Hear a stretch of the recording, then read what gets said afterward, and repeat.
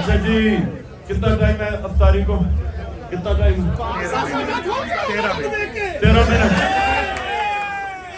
10 minute. सुनो अब सुनो बात सुनो। 13 मिनट 10 मिनट आपसे मैं बात करूंगा और आखिरी 2-3 मिनट हम अल्लाह से दुआ करेंगे।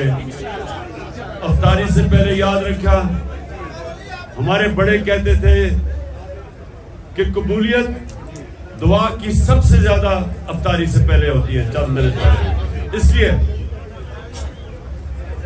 जो मैं अब सबको, सारे मेरे नौजवान हैं यहाँ, मेरे कारकुन हैं, आपके लिए बड़ा जरूरी समझना है कि ये हम जद्दोजहद क्यों कर रहे हैं। सबसे पहले ये समझ जाए कि ये पॉलिटिक्स नहीं हो रही, ये आप अपनी हकीकी आजादी की जद्दोजहद कर रहे हैं, जहाद कर रहे हैं। आजादी के लिए जब एक इंसान जद्दोजहद करता है उसको जहाद कहते हैं। जो अपना, जिस तरह जिले शाह जब वो अपनी जान खोता है तो उसको शहीद कहते हैं। और शहीद का दर्जा कुरान में, हम जब नमाज पढ़ते हैं सूरत फातिहा में हम कहते हैं कि अल्लाह उनके रास्ते पे लगा जिनको तूने नेमतें बख्शी। तो सबसे ज्यादा नेमतें तो अपने पैगंबरों को अल्लाह ने बख्शी। उसके बाद दूसरे नंबर पे शहीदों का रुतबा आता है। तो याद रखें कि ये जो आप मेरे साथ मिलके ये जो जद्दोजहद कर रहे हैं, ये अपने मुल्क को हकीकी तौर पे आजाद कर रहे हैं। अभी नहीं, मैं टाइम कम है ना, मैं इसलिए कह रहा हूं। जैसे मैं खत्म करूंगा उसके बाद बेशक नारे मारना, लेकिन पहले मेरी बात आप बड़े गौर से सुने। और नौजवानों, आपने खास तौर पे, क्योंकि अल्लाह ने ना हम सबको, जब उसने कहा ना कि हम अशरफुल मखलूकात हैं, सबसे अजीम मखलूक है, तो मैं ये लोगों को समझाता हूं, लोगों को पता नहीं, इस चीज की समझ नहीं आती कि जब अल्लाह ने फरिश्तों को कहा कि इंसान के सामने झुको, और इब्लीस ने कहा कि मैं तो आग का बनाऊं, मैं इस मिट्टी के इंसान के सामने क्यों झुकूं? तो अल्लाह ने एक बात कही कि फरिश्तों को कहा कि तुम्हें भी नहीं पता कि मैंने इस इंसान को कितनी सलाहियत दी है। लेकिन इंसानों को भी नहीं पता कि अल्लाह ने हमें कितनी सलाहियत दी है, हमें भी नहीं पता। हम अपनी सारी जिंदगी गुजार जाते हैं, हमें यह नहीं पता होता कि अल्लाह ने हमें कितना बड़ा मुकाम दिया। जो मौलाना रूमी कहता है कि जब अल्लाह ने तुम्हें पर दिए हैं तो जमीन पे क्यों रींग रहे हो? तो इंसान का बहुत बड़ा रुतबा है, लेकिन वो इंसान सिर्फ ऊपर की परवाज तब कर सकता है जब आजाद होता है। गुलामों की कोई परवाज नहीं है। और आजाद इंसान को क्या चीज करती है?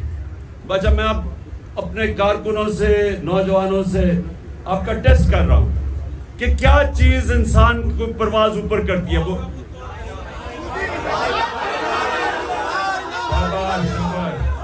ला इलाहा इल्लल्लाह, कोई नहीं है खुदा सिवाय अल्लाह के। यानी कि हम किसी के सामने नहीं झुकते सिवाय अल्लाह के।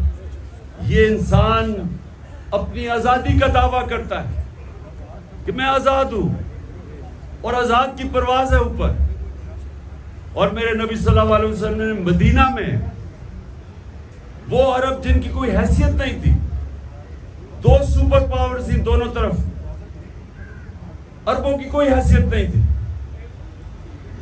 उन्होंने चंद सालों में उन्हीं अरबों ने दुनिया की इमामत की, वर्ल्ड लीडर्स बन गए। ला इलाहा इल्लल्लाह का मेरे नबी ने उनको दिल में मतलब समझा दिया, आजाद कर दिया। हम जो जंग लड़ रहे हैं, हम हकीकी आजादी की जंग लड़ रहे हैं, क्योंकि हम आजाद नहीं हैं। हर जगह लोग गुलामी में जकड़े हुए हैं। थाना, कचहरी, पटवारी, देहातों में चले जाए, वो बेचारे उनमें ही उलझे हुए लोग। यूरोप में क्यों नहीं है? वहां क्यों नहीं थाना, कचहरा, पटवारी? क्योंकि इंसाफ है। जिस माशरे में इंसाफ नहीं होता, लोग गुलाम होते हैं। जिस माशरे में इंसाफ नहीं होता, जुल्म होता है, ताकतवर की गुलामी करता है इंसान। मकबूजा कश्मीर में क्या हो रहा है? पकड़ पकड़ के घरों में उठा लेते हैं, रात के 3 बजे जाके उनको पकड़ लेते हैं, कोई किसी केस में भी जेल में डाल देते हैं। वो अगर मुजाहरा करते हैं तो उनके ऊपर गोलियां चलाते हैं, टेयर गैस करते हैं। तो क्या हमारे बाहर ये नहीं हुआ? हमारा भी उन्होंने हमें इस तरह कहा कि हम भी गुलाम हैं किसी के। हमारे घरों को भी तोड़े गए, घरों के अंदर गए, 3-3 बजे घुसे, दरवाजे तोड़े। कोई कानून इजाजत नहीं देता, कोई कानून इजाजत नहीं देता कि हजारों पुलिस और रेंजर आके इस घर के ऊपर हमला करें। कोई कानून नहीं इजाजत देता। जंगल का कानून इजाजत देता है, जिधर ताकतवर की हुक्मरानी होती है। जो हम लड़ रहे हैं, हम कानून की हुक्मरानी के लिए लड़ रहे हैं, जिसको इंसाफ कहते हैं। जो माशरा जिधर इंसाफ नहीं होता, वहां लोग गुलाम होते हैं। ये समझना है आपने। हम हर साल 23 मार्च पे करोड़ों रुपया खर्च करते हैं कि जी हम आजाद हो गए। आजाद नहीं है। छोटा सा ऊपर तबका बैठा हुआ है जो सारा मुल्क के ऊपर कब्जा करके बैठा है। और हमारी जंग ये है कि हमने अपने आप को आजाद करना है उनसे, इंसाफ लेके। ये जंग इंसाफ और आजादी की एक ही जंग है। जो भी अल्लाह के पैगंबर आए थे, ये याद रखना, सारे अल्लाह के पैगंबर एक पैगाम था, राय हक पे खड़े थे और इंसाफ की जंग लड़ रहे थे, जुल्म के खिलाफ खड़े हुए थे। हजरत मूसा फिरौन के खिलाफ खड़े हुए थे, जुल्म के खिलाफ। नमरूद के खिलाफ हजरत इब्राहिम, हजरत ईसा। जो रोम ने उनको ऊपर फतह किया हुआ था, इंपीरियलिज्म थी, उसके खिलाफ। और जो यहूदी जिनकी एलीट थी, उसके खिलाफ हजरत ईसा खड़े हुए थे, आम इंसानों के लिए। और हमारे नबी सल्लल्लाहु अलैहि वसल्लम, मक्का के कुरैश उनके जुल्म के सामने खड़े हुए थे, क्योंकि वो उनको आजादी राय नहीं दे रहे थे, उनको बोलने की आजादी नहीं दे रहे थे। हिजरत की उन्होंने, मदीना गए, जिधर आजादी से अपना दीन, अल्लाह का नाम ले सकते थे। तो वो भी आज, हम भी, ये जो ऊपर चोर बैठे हुए हैं और ये जो इनके सहूलतकार हैं, हम उनसे आजादी के लिए खड़े हैं।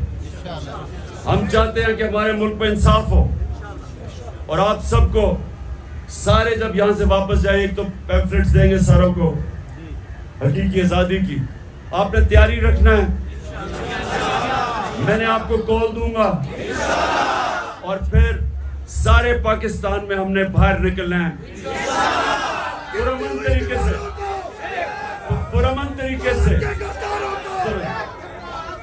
तरीके से, जो हमारा आइन हमें इजाजत देता है, पुरअमन तरीके से। लेकिन सारे पाकिस्तान में हम बाहर निकलेंगे अपनी आजादी की तहरीक के लिए।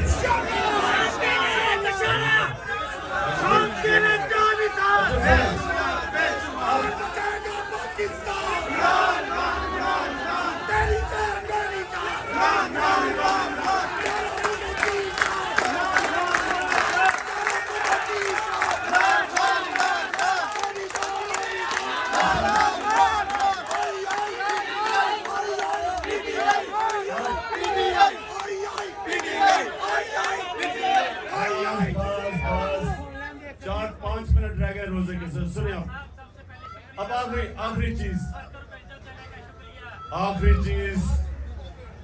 सुने जरा। अब नौजवानों, आपके लिए आखिरी चीज, जो आपने एक और बात सुनी, मेरी आखिरी बात, और मैं सारे नौजवानों को आप बता रहा हूं, ये कभी मेरी बात ना भूलना। माशरे में जो इज्जत है, इज्जत सिर्फ अल्लाह देता है। कोई जितना मर्जी तुम पैसा कमा लो, जितना मर्जी दौलत कमा लो, लेकिन जरदारी और नवाज शरीफ को इज्जत नहीं मिल सकती, आपके ऊपर वाला इज्जत देता है। पैसे से नहीं खरीद सकते इज्जत।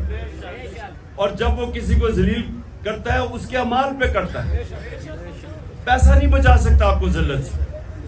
तो जो इंसान को सबसे ज्यादा अल्लाह ने इज्जत दी वो कौन थे? मोहम्मद मुस्तफा सल्लल्लाहु अलैहि वसल्लम।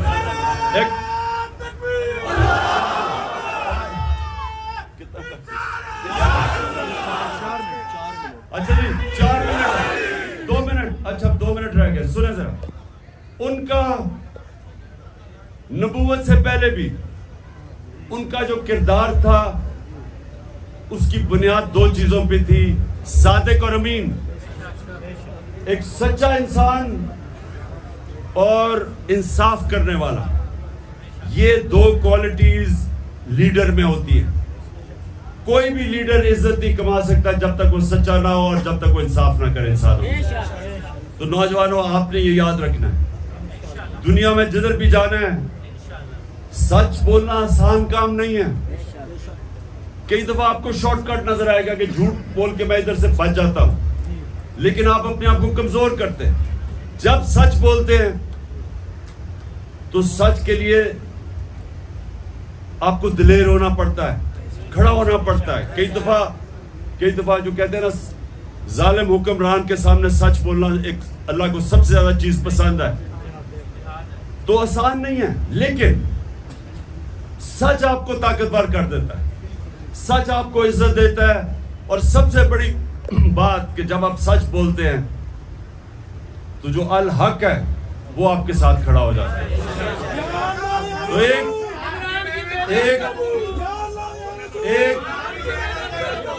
एक सच्चा आदमी सब पे हावी हो जाता है।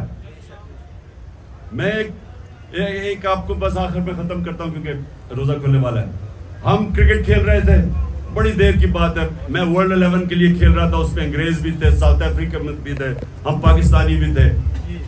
तो हमारा ऑस्ट्रेलिया में सीरीज हो रही थी, तो अब वो वर्ल्ड हम सारा कुछ जीत जाते हैं। उन दिनों में बड़ी देर की बात है, बड़ा पैसा था जीतने में। तो जब हम जीत जाते हैं तो हमारे होते हैं टोटल 16 खिलाड़ी, लेकिन 11 खेलने वाले होते हैं, 16 स्क्वाड होती है। अब 11 बैठ के सोच रहे हैं कि जी हम ये पैसा जो हमने जीता है तो हम कैसे बांटना है? हमने वो 16 के बीच में बांटना है या हम 11 जिन्होंने मेहनत की हमारे बीच में बांटना है? अब ये सुनो जरा, 1 से शुरू होता है। मैं तो तब बहुत छोटा था, सर टीम में सबसे छोटा था, तो इधर से शुरू हुआ। जिससे पूछे वो क्या जी हमने मेहनत किया, हमारे बीच में बांटना चाहिए।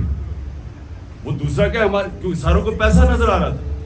एक के बाद दूसरा करते करते करते एक अंग्रेज खिलाड़ी था, क्रिश्चियन था, ईमानदार था, उसके पास है। उसने कहा तुम सबको शर्म आनी चाहिए कि वो 16 हमारे साथ थे, उनके अंदर क्यों नहीं बांटना? हम सबको इतनी शर्म आई, हम चुप करके बैठ गए। हमने कहा जी जो वो कहता है ठीक कहता है। एक आदमी जब सच बोलता है और वो खड़ा होता है, वो सब पे भारी हो गया। हम सब ने चुप करके कहा जी वो ठीक कह रहा है। ये 2 चीजें याद रखना, सादिक और अमीन, इंसाफ करने वाला और सच्चा इंसान, माशरा में उसकी इज्जत होगी। दुआ करते हैं।